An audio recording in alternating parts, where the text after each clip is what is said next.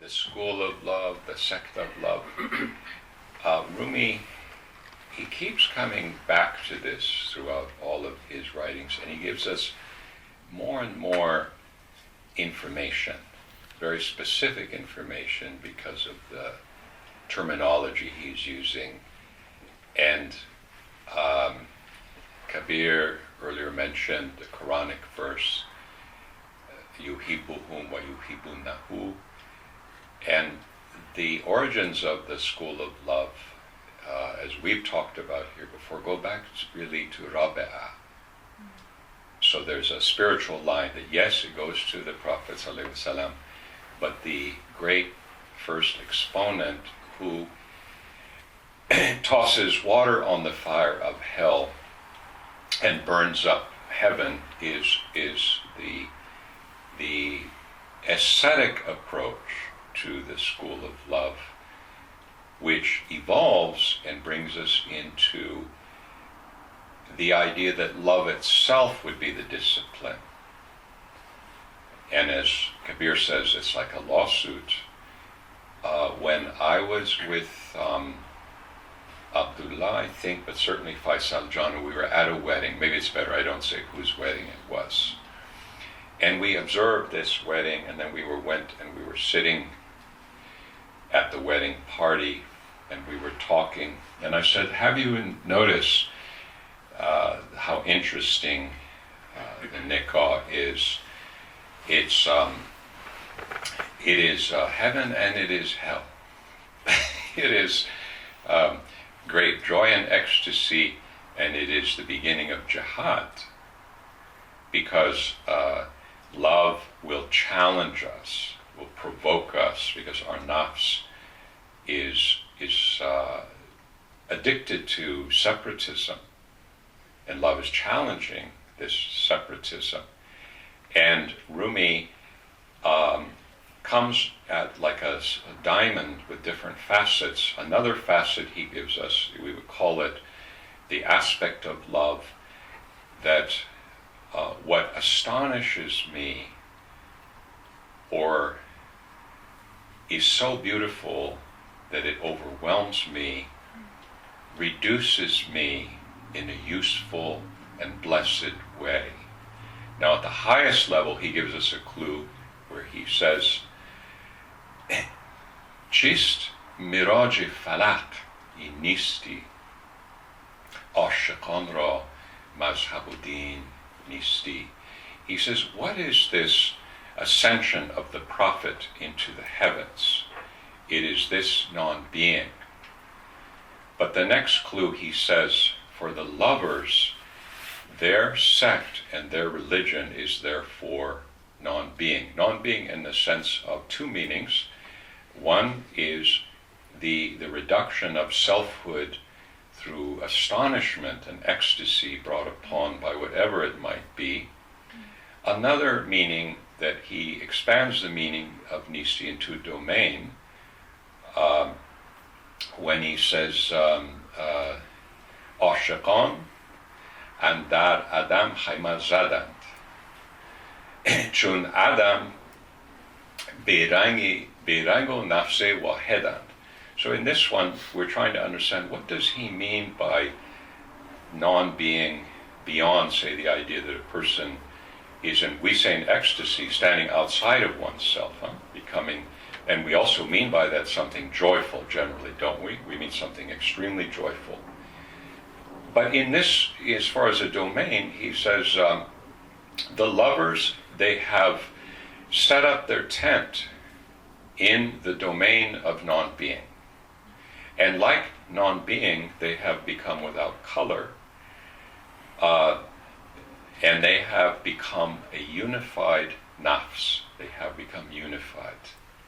So these are other ideas I wish to add. So the conversation tonight is about the school of love, the sect of love, the nation of love. And on the one hand, at this level of nasut, arguably any beauty in this world is the source of astonishment and love, even if it's in the form of lust, for example. On the other hand, human love, lust will not rescue anyone from themselves ultimately, but love will, intimacy will, and love will. And so for this reason, certainly in our tariqat, we always privilege love.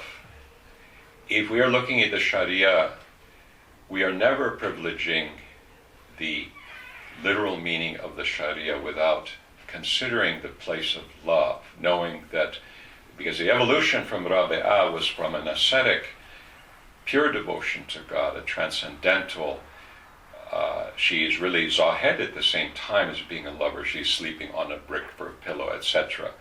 And the school evolves further all the way up to Hafiz, where take any opportunity you can, and through astonishment in beauty, free yourself from the chains of selfhood. So you see there's this evolution, and part of it comes about because of the horrors of fanaticism and destruction, either from outside people like the Mongols in Rumi's time, but in the earlier times in Islam, the constant warring between the factions over trivial details of the law.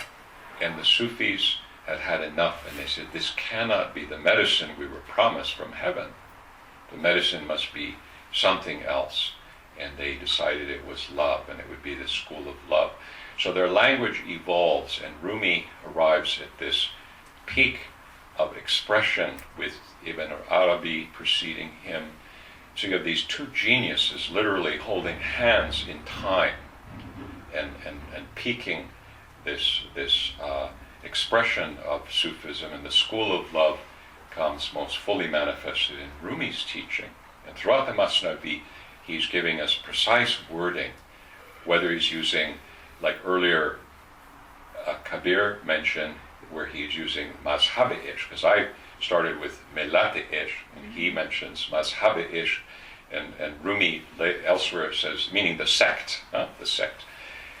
But for Rumi, the mazhab-e-ishq, the sect, what sect are you? We are the sect of ecstasy, basically. Because we say non-being, what does Rumi mean? He means ecstasy. That's why he says, what is this ascension of the Prophet? It is this ecstasy. For the lovers, the religion and the sect is ecstasy. So I just wanted to, I'm again trying to provoke more conversation from you by giving you lines that I can think of from Rumi to expand the conversation. Yeah. A moment of ecstasy came this morning. We're going to Hawaii tomorrow, and I've just been feeling the whales calling, because they're just such incredible creatures and sisters, brothers on this planet, and little by little I've been learning a little bit more about them. And it was amazing to discover some time ago that something like 50,000 years ago they were actually land creatures, and then they moved back into the sea. You know, in the Quran it says everything emerges from water, and we're returning to God, everything's returning. And this morning I was just reflecting, and it occurred to me, how big must be a whale's heart?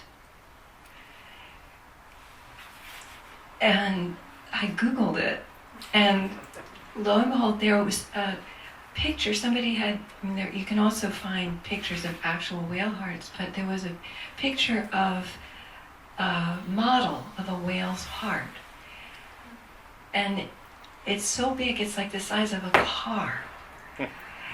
Yeah, and there's a person standing next to the artery of the whale, and the artery's like up here, and this little person is down, tiny being next to this huge heart. And apparently they can be like 1,300 pounds of heart. And the arteries of a whale are so big, a human being could swim in them. Well, let's do it. Yeah. Exactly.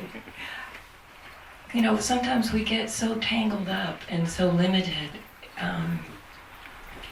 if we just remember now and then, we could swim in the heart of a whale. And how the prophets are like that.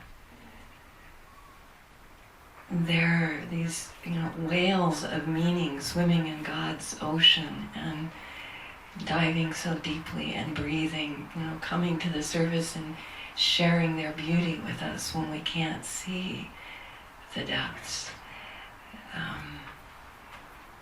And you spoke so beautifully when we first were sitting down about your mother and how, she would invite you to just look at this flower, and there are just so many miracles all around us in every moment that this one, the Halik al-Bari al-Musawwir, this continual unfolding of creation that, it keeps calling us to fall in love over and over again and be in that love and share that love with each other, in this ocean of that love that we're swimming in. I'm reminded of a passage in Rumi where someone dies and they appear before God and they're carrying sacks of gold. And God looks at this person and says, "What is this? What do you think you're proving, bringing these sacks of gold? Show me the heart. And if the heart is pleased with you, I am pleased with you." Elsewhere, when they asked the prophet, peace be upon him, what is sin? You know what his answer was? He said, "Sin is what troubles your heart. Leave it." And I'm also thinking of a beautiful quatrain, a shocking quatrain. I think that captures the paradox of being a lover and of non-existence. He says, "We are in love with love. Muslims are something else. We're weak as an ant. Solomon is something else. Expect from us hearts torn open, bleeding hearts ripped open. The bazaar of the linen merchants is something else. We are in love with love. Muslims are something else. We are weak as an ant. Solomon is something else." He's not denigrating Solomon, the great prophet. He's not denigrating Islam. We are weak as an ant. The lover is weak as an ant. And yet it was the ants crossing the road that caused Solomon's whole army to stop. So there's something in that powerlessness, that helplessness. Elsewhere, Rumi says, the intellectuals are always showing off. Lovers are always getting lost. By the time intellect has planned a Hajj, love has already circled the Kaaba. So he is a great teacher of love. And there is a great knowledge of love. It's not something emotional, sentimental. It is the highest knowledge. If we could gain the sacred knowledge, it would all be about perfecting our love. Because love without knowledge is dangerous.